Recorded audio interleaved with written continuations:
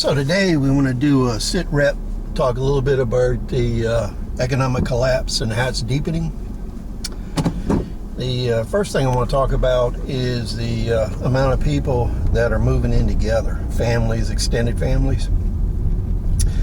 I have a couple businesses. One of them, I have about 3,000 square foot of storage. And what I do there is I sort stuff. So if I buy somebody else's store, or I buy an estate or something like that, or I buy a large lot of surplus material, I'll take it there and sort it, get rid of the junk and so forth. What I've noticed over the last 2 weeks is almost every day that I went to my storage facility, there were multiple moving vans there, and they were people moving in. And what I noticed was it was mostly young people from college age up to about 40. And a lot of them were accompanied by older people in their family. So you could see 1 or 2 generations, sometimes 3 generations of people. And from the gist of the conversations and things I could hear, it was pretty obvious that a lot of people are consolidating households. And this is going to be an increasing trend. The other thing I wanted to talk about is what's going to happen at the end of the year. And in a previous video, I talked a little bit about deepening economic concerns and a probability of a market crash. But on a personal standpoint, if half of the nation is unemployed and growing, there's going to be an Obamacare collapse. So what do I mean by an Obamacare collapse? All these people that are unemployed, eventually you're going to either have to go out and get health insurance and pay for it, or you're going to have to start paying the Obamacare fines on your income tax. So July 15th, which is next week, is the deadline for federal filing. So I've not seen any numbers in the media about how many unemployed people are on Obamacare, how many have their own insurance, how many have no insurance.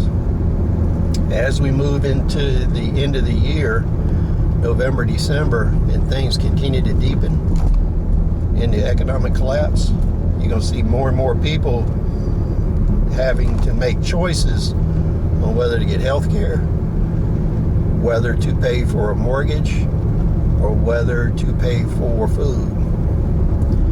And I think, the most positive trend here, the most positive trend that can occur was like during the Great Depression previously, where you had consolidation of households. So consolidation of household allows you to cut from a multifamily group the main expense.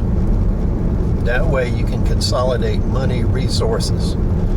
The other thing it does is allows you to protect your resources, because if you have multiple families or extended families in the area, somebody can always be at home. They can provide childcare, and they can also guard your assets.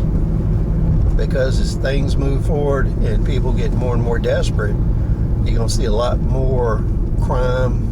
A lot of that crime is going to be people stealing stuff.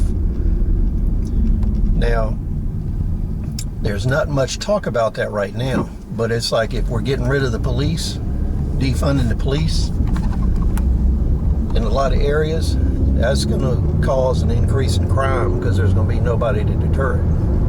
The other thing that's coming is, for instance, in my state of North Carolina, there were massive cuts in the Department of Transportation. And that was to offset the cost for COVID emergency.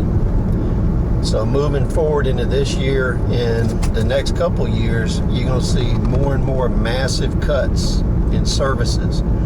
So road repairs, safety, building permits, all that stuff is going to cost you more and you're going to get less. So what you need to think in terms of is how can you compensate for stuff that you would have got from the state. And in all cases, governments and economic collapses, they squeeze as much out of people as they can. So keep that in mind going forward. So please rate, subscribe, comment below. We'll see you on the next video.